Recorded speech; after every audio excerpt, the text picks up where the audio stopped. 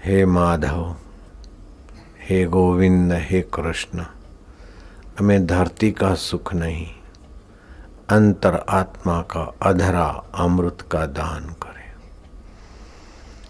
शरद पूर्णिमा का चंद्रमा पृथ्वी के निकट होता है, औषधि और गर्भ पुष्ट करता और चीज वस्तुओं को पुष्ट करता है। शरद पूनम की रात में उसकी विशेषता आती है और शुक्ल पक्ष के दिनों की अपेक्षा शरद पूनम के चांद में ये विशेषता है। भगवान ने वही शरद पूनम की रात्रि पसंद की। पित्त संबंधी बीमारियां और पित्त प्रकोप जनित स्वभाव में जो उद्वेग है वो भी शांत होता है शरद पूनम के किरणों से। शरद पूनम के बाद औषधि आंवले आदि पुष्ट होते हैं। ऐसे ही हमारा तन पुष्ट करने के लिए भी शरद पूनम के बाद की सीजन, सर्दियों की सीजन, 12 मास आंधी तूफान गर्मी सर्दी को झेल सकें और शरीर सुदृढ़ रहे। शरद पूनम के बाद भूख ठीक से लगती है, जठरा प्रदीप रहती है, पौष्टिक खुराक पचाने की क्षमताएं बढ़ जाती है। पौष्टिक खुराक पचाकर शरीर को स्वस्थ रखें, लेकिन संयम ना भूलें, ब्रह्मचर्य ना भूलें। कितना भी पौष्टिक खुराक खाएं, लेकिन दुश्चरित्रता का दोष सारी योग्यताओं को हर लेता है। इसलिए अंतर्यामी परमात्मा का अवतरण है अग्नि अवतार। संत वाणी में अग्नि तत्व, ये अग्नि अवतार हमें अनीति और अधर्म से बचाकर नीति और सद्धर्म में लगाता है, दुष्चरित्रों से बचाकर सुचरित्रों में लगाता है। दूसरा भगवत सत्ता का अवतार होता है प्रेमा अवतार। अंतरात्मा का अधरामृत मिलने से धरा के विकारों का शमन करने में आसानी होती है। मानो न मानो ये हकीकत है, इश्क इंसान की जरूरत है, रस मनुष्य की जरूरत है। जब अंतर मन का रस कोई सात्विक वातावरण में मिल जाता है, फिर चाहे श्री कृष्ण की बंसी हो, चाहे भक्त का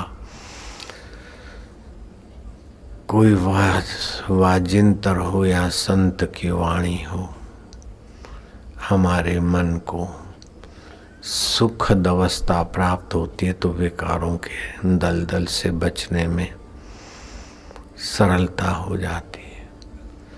तीसरा उस अंतरतम चैतन्य का अवतार होता है ज्ञाना अवतार। बुद्धि में जो नासमझी पड़ी है, अज्ञान भरा है, अज्ञान से अविद्या बढ़ती, अविद्या से अस्मिता, राग, द्वेष और अभिनिवेश। जो हम नहीं है उसी को हम मैं मानते हैं, ये अज्ञान है। जो हम है उसको हम जानते नहीं है, ये अज्ञान है। श्री कृष्ण कहते हैं अज्ञानेन आवृत्तम ज्ञानम। अज्ञान से जिनका शुद्ध ज्ञान आवृत हो गया है, ढक गया है। अज्ञानेन आवृतम ज्ञानम तेन मोहन्ति जन्तवः। वे बेचारे जंतु की नाई विमोहित हो जाते हैं। जैसे दिए के जंतु है तो धधकती आग, लेकिन सुख बुद्धि से भागते भागते जाते।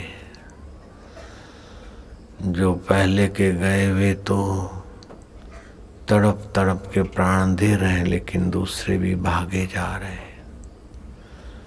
अज्ञान से इनका परिणाम का ज्ञान दब गया है।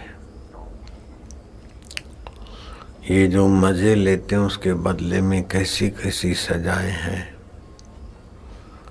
ये बुद्धि समझा सकती है, लेकिन अज्ञान का पर्दा पड़ा है बुद्धि पर। अज्ञानेन आवृतम ज्ञानम तेन मोहन्ति जन्तवः, भगवान कहते हैं।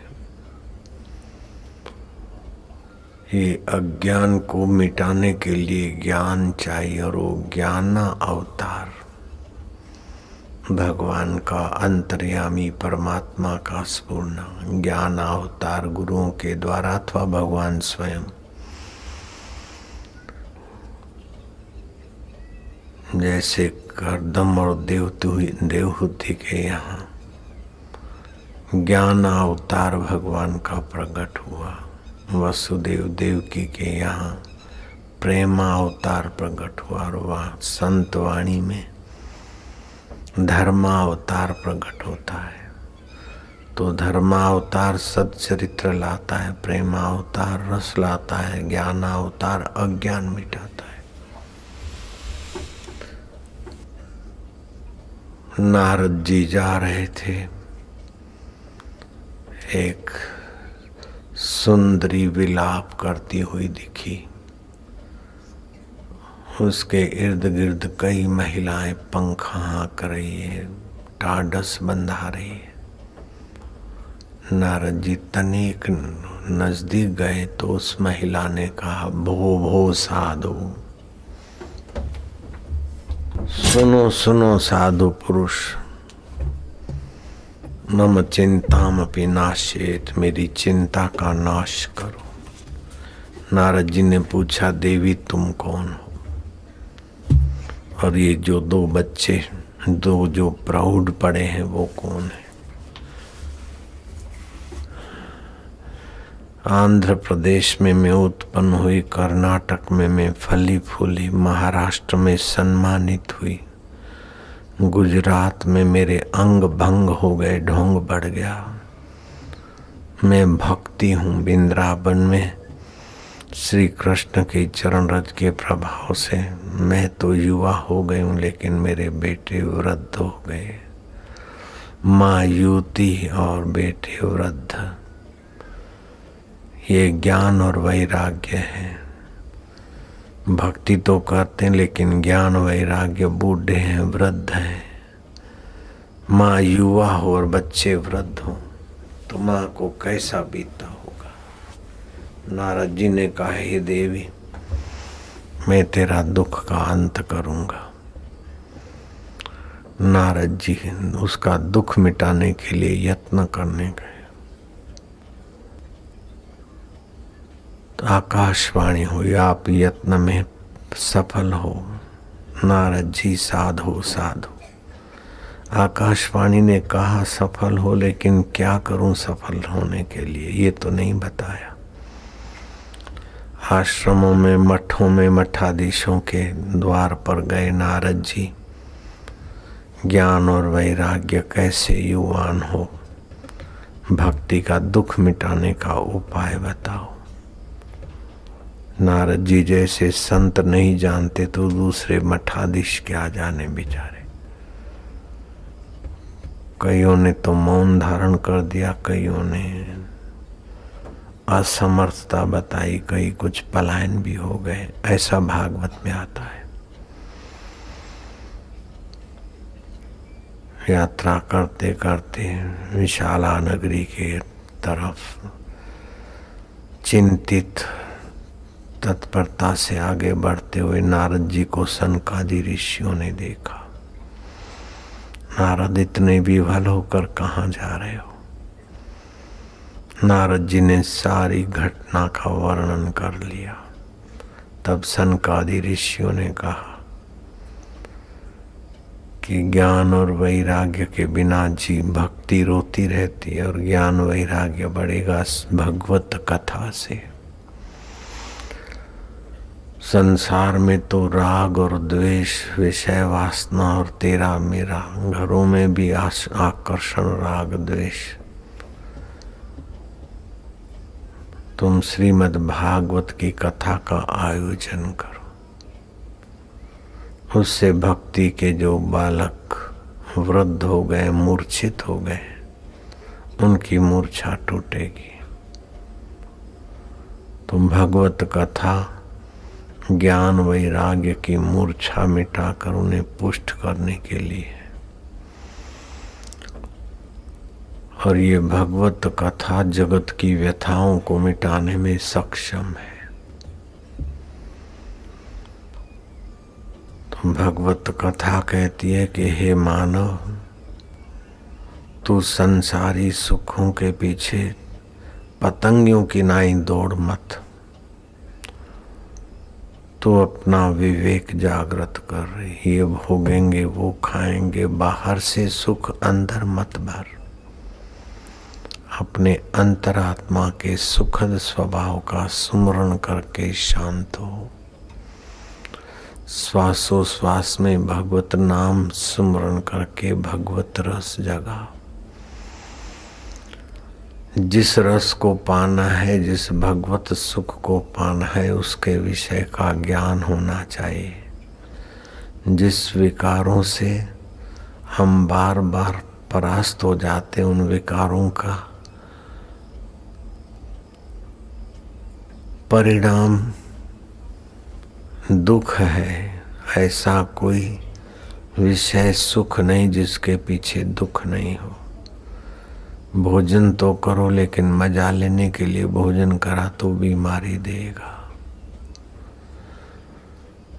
पति पत्नी में जियो, लेकिन संतान को जन्म देने के लिए अगर विकार का मजा लेने के जियोगे तो आयुष्य नाश होगी। विषय विकारों से संयम बरतें। कम बोले, सार घर भी तो बोले हैं। सात्विक भोजन करें, असार भोजन ना करें। ऐसे ही सात्विक देखें, सात्विक सुने। इस प्रकार विवेक जगाएं। विवेक मिलता है सत्संग से, बिनु सत्संग विवेक न होई। तो नारद जी के कथा आयोजन से विवेक और वैराग्य से, विवेक से, वैराग्य से साधक का अंतःकरण पुष्ट होता है तो भक्ति युवा होती है, सबर होती है। भक्त का लक्षण है कि भगवान से भी भक्त न हो। शरीर से तो विभक्त हो जाएंगे, दुखों से भी भक्त हो जाएंगे, सुखों से भी भक्त हो जाएंगे, लेकिन इन सब को जानने वाला मेरा चैतन्य आत्मदेव से मैं भी भक्त नहीं होऊंगा। ओम ओम। श्री कृष्ण बंसी बजाते और गोपियां नंगी हो जाती है, गोप नंगे हो जाते हैं। नंगे का मतलब ये, चीर हरण का मतलब ये नहीं कि कपड़े उतार देना नंगा हो गया।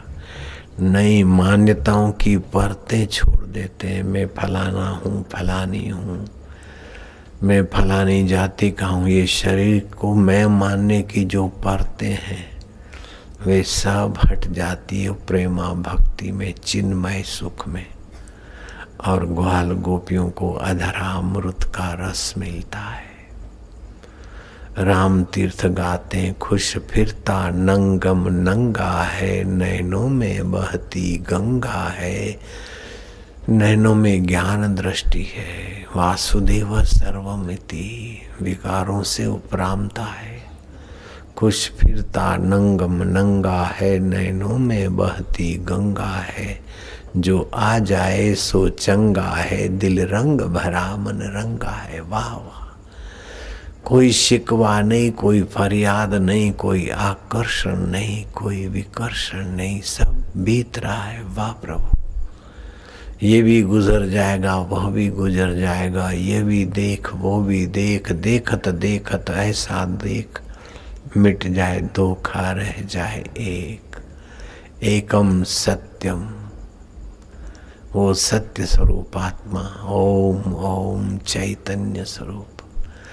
अलर्क को उसकी माँ ने ज्ञान दिया, लेकिन पिता के कहने से अधूरा ज्ञान रखा, ताकि संसार की गाड़ी धकेले। जब भाइयों ने चढ़ाई कर दी, गोरखनाथ के चरणों में गया तो गोरखनाथ ने पूर्ण ज्ञान दे दिया।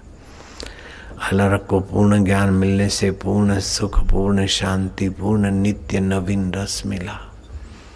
अलर्क ने काशी नरेश और भाइयों को संदेशा भेजा कि राजकाज के लिए नरसंहार मत करो, मैंने राज करके देख लिया। वाहवाही पोकड़, वाहवाही और मजा देखने की है। वास्तव में सच्ची मजा तो अंतरात्मा के सुख में है। भले तुम राज्य ले लो। तो अब भाइयों ने कहा बस बस हमारा काम हो गया। माँ का दिया हुआ अधूरा ज्ञान गोरखनाथ की कृपा से तुमने पूर्ण किया। उस तृप्त अलर्क ने स्कूल कॉलेजों में ऐसा सत्संग का और संयम का पाठ्य पुस्तकों में प्रचार किया कि सारे विद्यार्थी जैसे अभी पढ़ते हैं, बीटेक कर दूं, MBA कर लूं, MA कर लूं, ये कर लूं, और क्या करें कि नौकरी करूं, जॉब करूं, बस शरीर को जिलाकर मर गए। आज की ऐसी अज्ञानता है। लेकिन अलर्क ने स्कूल कॉलेजों में, गुरुकुलों में ऐसा ज्ञान का प्रचार किया कि 60,000 लोगों को आत्म साक्षात्कार करा दिया। एक दो को नहीं, 60,000 लोगों को। बच्चों को महत्व समझाया कि मैं शरीर नहीं हूँ, मन नहीं हूँ, बुद्धि नहीं हूँ। सुख आता है चला जाता है, दुख आता है चला जाता है, उसको मैं जानने वाला हूँ। बचपन चला गया उसको मैं जानता हूँ, जवानी चली गई उसको मैं जानता हूँ, रोग चले गए, स्वास्थ्य चला गया उसको मैं जानता हूँ। ऐसे शरीर मिटने के बाद भी जो अमिट है मैं वो हूँ। ओम ओम। इस प्रकार का दिव्य ज्ञान बाल्यकाल में ही मिलने लगा। 60,000 लोगों को अलर्क ने साक्षात्कार करा दिया। साक्षात्कार की पहले भूख जगाई जाती। जैसे श्री कृष्ण ने अर्जुन से सवाल किया, आदि भौतिकम किम उच्यते, आदि भौतिक क्या है, अध्यात्म च किम, आदि देविकम च किम, आदि भौतिक क्या है, अध्यात्म क्या है, आदि दैविक क्या है। अर्जुन आश्चर्य में पड़ गया कि तो मुझे पता नहीं। भगवान ने कहा कि पृथ्वी, जल, तेज, वायु, आकाश ये आदि भौतिक है। उससे पेड़ पौधे, शरीर, ये सब जो आंखों से दिखता है वो आदि भौतिक है। मन, बुद्धि और अहंकार ये अंतरंग है, ये आदि दैविक है। इन दोनों को सत्ता स्फूर्ति जो देता है, जहाँ से मैं स्फुरित होता है, वो अध्यात्म है। भूमि, रापो, अनलो, वायु, खम, मनो, बुद्धि रेवच अहंकार इत्येव मैं भिन्ना प्रकृति अष्टधा। पंच भौतिक शरीर और मन, बुद्धि, अहंकारी अष्टधा प्रकृति से मैं भिन्न हूँ। मैं भिन्न हूँ इसलिए बताते कि तुम भी भिन्न हो। श्री कृष्ण ने अपना अनुभव बताया। अपने को भिन्न जानने वाले कृष्ण जहाँ दृष्टि डालते, जहाँ बंसी बजाते, अपनी प्रकृति से परे पांच भौतिक शरीर, मन, बुद्धि, अहंकार, इन सबको हम जानते। हम आनंद स्वरूप, चैतन्य स्वरूप है। ऐसा ज्ञान श्री कृष्ण का जहाँ जहाँ दृष्टि पड़ती लोग आनंदित होते, आह्लादित होते। भगवान की भक्ति का फल भगवान का दर्शन नहीं है। भगवान की भक्ति का फल भगवान का मिलन नहीं है। भगवान तो वृंदावन में अथवा महाभारत की युद्ध में अथवा लंका में बहुतों को मिलते थे, लेकिन भगवान की भक्ति का फल भक्ति ही है। भागो ही भक्ति। अष्टधा प्रकृति अलग है और हम अलग है। इस प्रकार का अपना शुद्ध बुद्ध स्वभाव जागृत कर दे और अंतरात्मा का रस जगा दे, वह भक्ति है। जो भी दुख सुख होते हैं वो जागृत और स्वप्न में होते हैं, और जागृत में भी जैसी मान्यता होती है, मान्यता के अनुरूप होता है तो सुखी होते, मान्यता के विपरीत होता है तो दुखी होते। तो मान्यता के सुख दुख है, सुख दुख ठोस नहीं है। प्रारब्ध और प्रकृति की लीला में सुख दुख है, उसमें सुखी दुखी होना न होना, कम ज्यादा होना अपने हाथ की बात है। तो इस प्रकार का ज्ञान अलरख के द्वारा प्रजा को मिला, श्री कृष्ण के द्वारा प्रजा को मिला। गुरुओं के द्वारा ऐसा ऊंचा ज्ञान मिलता है तो वो प्रजा भाग्यशाली हो जाती है और जीते जी जीवन मुक्ति का आनंद मिलने लगता है। सत्संग से जो चिन्मय रस आता है, चिन्मय शांति आती है, वही विषय विकारों से ओतप्रोत जीवन वाले व्यक्तियों को भी सुखद सुकून देती। ओम नमो भगवते वासुदेवाय, वासुदेवाय प्रीति देवाय, माधुर्य देवाय। हरि ओम।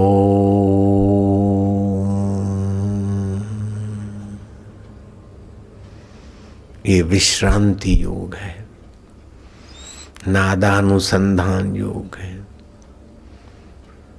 थोड़ा फादा भी करे, कूदे फांदे, वो भी अच्छा है शरद पूनम की रात को, लेकिन कूदने फादने के बाद भी शांति चाहिए। प्रवृत्ति के बाद निवृत्ति, काम के पहले आराम और काम के बाद भी आराम। वो आराम जहाँ से मिलता है वही अंतर्यामी राम है। आलस्य नहीं, ज्ञान सहित आराम।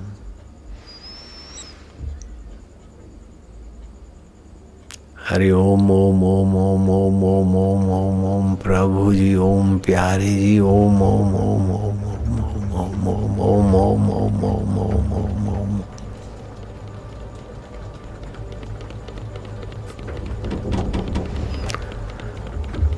ये ध्वनि पाप नाशिनी शक्ति पैदा करेगी। हरि ओम ओम ओम ओम ओम ओम ओम ओम ओम।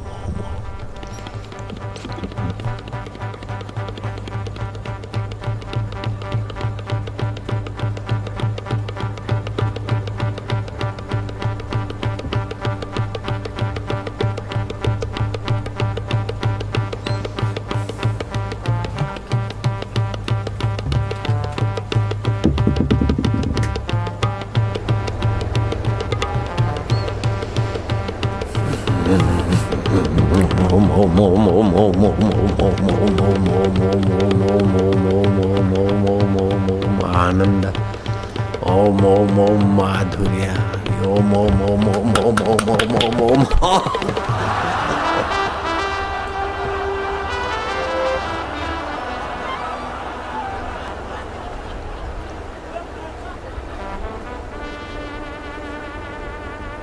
मधुरम मधुरेभ्योऽपि मंगलेभ्योऽपि मंगलम, पावनम पावनेभ्योऽपि हरे नामेव केवलम।